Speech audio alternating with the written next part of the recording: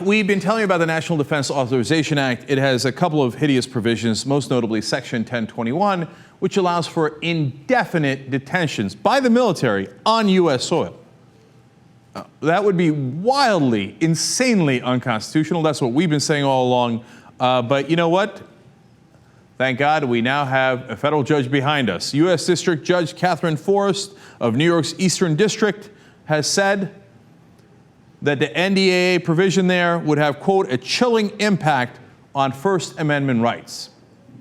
So she is not having it. What had happened was Chris Hedges of the Nation Institute, who's, by the way, a Pulitzer Prize winner, and Tangerine Boland, who runs the website Revolution Truth, had sued saying, look, this is an infringement also on our First Amendment rights because it's chilling our speech, because we don't know if, for example, Boland goes and does interviews in Iraq and Afghanistan, people that are dissatisfied with how we're conducting those wars. That's what a journalist does.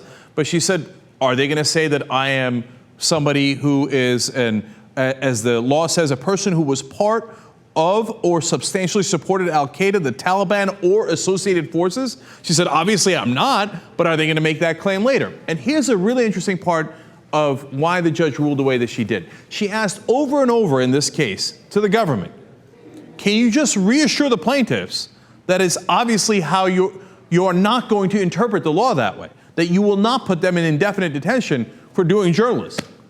And the government would give no such assurance. They said, yeah, maybe. Maybe we'll put them away forever with no trial because we didn't like the things that they reported. Maybe. Now so what is that? That's crazy. How is that America? So now they put it in flowery legal language, which is that, there can be no assurances for future actions of journalists or otherwise if they are with associated forces. So the judge said, no, hell no, that makes no sense.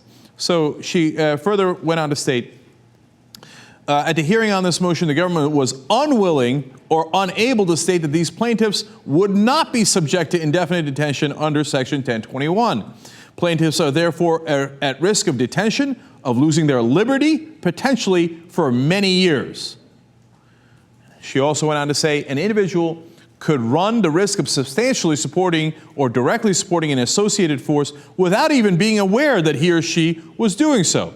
In the face of what could be an indeterminate military detention, due process requires more.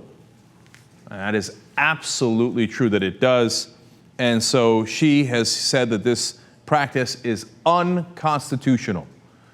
That is a huge victory. It is absolutely right. And it is an absolute pleasure to see a judge who still understands the Constitution and who's willing to enforce it and say, hey, I don't care if Republicans and Democrats have agreed to take away your liberties. We got a piece of paper called the United States Constitution, and you shall not trample upon it.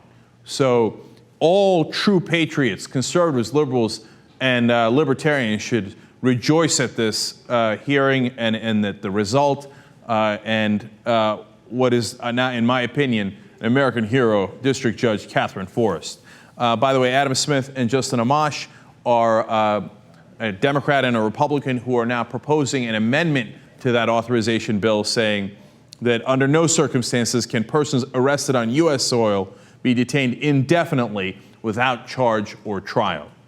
I can't believe that we have a law on the books that we need to amend to say, hey, you know what? We can't have indefinite detentions without charge or trial. That's the whole point of the country, is a constitution that gives us those rights that a dictator or a government, no matter how bipartisan it is or what you call the leader of that government, and by the way, the military of that government, cannot lock us up forever without even trying us, without even saying what we're being held for. That's what we fought the revolution for. No, this National Defense Authorization Act, specifically these provisions, we've been telling you about for a long time on the Young Turks, are hideous, deplorable, clearly unconstitutional, and now they have been ruled that way.